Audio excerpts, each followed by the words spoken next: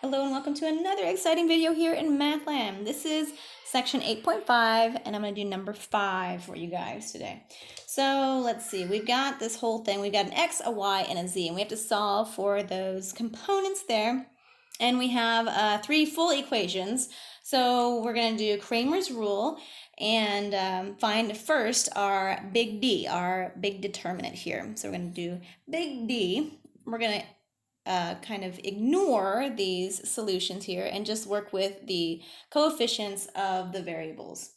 So let's go ahead and do that. So I'm going to set it up.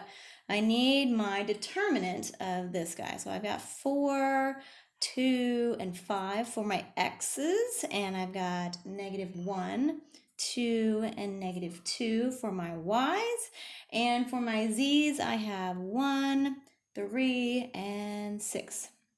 Okay, so let's do our big determinant thing where we take one column and we put them outside and find the determinant of the remaining 2 by 2 matrix. So I'm going to use 4 here. So I'm going to go down this column here. I'm going to have 4, and I'm going to find the determinant of the remaining 2 by 2 matrix. So I can't use that column. I can't use this row. So it's going to be 2, 3, -2, and 6. Okay, next one in the column here is a 2. The middle one's always the opposite sign. So it's going to be -2. And I'm going to cover up that middle, I'll use my pinky, the middle row. And I'm going to have -1, 1, and -2, and 6. Okay, and then the last one, I have a +5. And we have, the remaining is -1, 1, and 2, 3. Okay, these guys up here.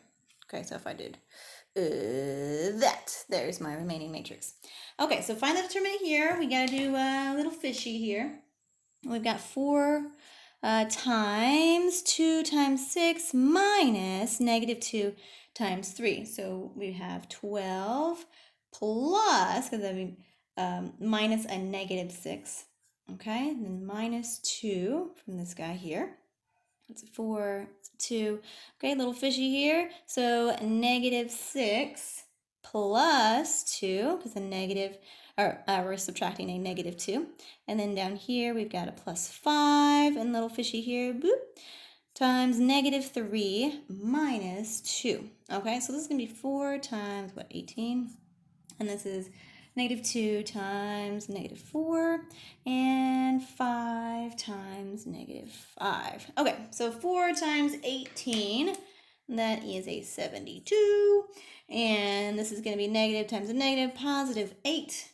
And negative times a positive, that's going to be plus, or not plus, this is going to be -25. Okay, add these guys up, 72 plus 8, that's 80, -25. So my big D, let me put him down here.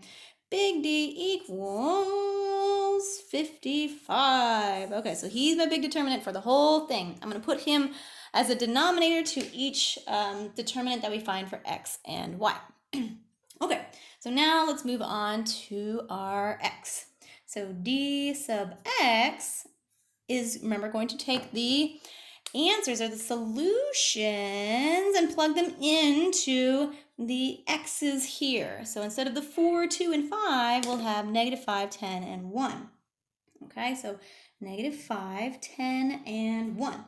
And then we're going to write everything else out. So the coefficients for y and the coefficients of z are going to stay the same. So -1, 2, -2, and 1, 3, and 6. Okay, find the determinant here.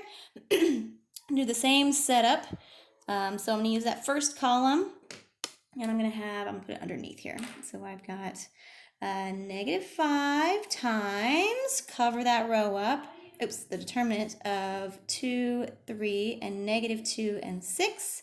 And then minus, remember the opposite of the middle one, I'm using this column here. So -10 of the determinant, my pinky, -1, 1, -2, 6. And the last one, +1 of the determinant of -1, 1, 2, and 3. Okay, so we draw a line there. Okay, so let's do our little fishy here. We've got -5 times 2 times 6 minus negative 2 times 3. Okay, so that's going to be a 12 plus 6. Okay, minus 10 times negative 1 times 6 minus negative 2 times 1. So that'd be negative 6 plus 2. Okay, plus 1 times negative 3 minus 2 times 1. So it's negative 3 minus 2. Okay, so let's figure out what this is. That's going to be what? 18. Negative 5 times 18. That's going to be negative 90.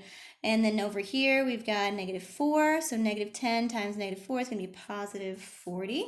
And then over here, we have negative 5 times 1. So that's going to be a negative 5. Okay, so negative 90 plus 40 minus 5, that's going to be a negative 55 over our determinant. Oh, yeah, it's going to be 1. Okay, so my dx is going to be, this is dx. So dx over d, big D, is going to be 55 over 5, which would make it negative 55 over 55. So x value, this is my x value. Okay, so there's one of them. Let's do the y value. So I'm going to keep this to the side here because it's got my big determinant here. So 55, he's going to hang out there. And I'm going to bring him in when I figure out my d sub y. Okay, so d sub y. D sub y is going to be, remember we're going to plug in the solution to all this into the y values now. So let's go ahead and figure that out. The x's will be the same. So we'll have 4, 2, and 5. And then instead of the y values, we're going to write negative 5, 10, and 1. And the z values are going to stay the same, 1, 3, and 6. Okay, so I'm just taking those from the original equation. And now we have to do the determinant here. Okay, so we have, I'm going to use the first column again.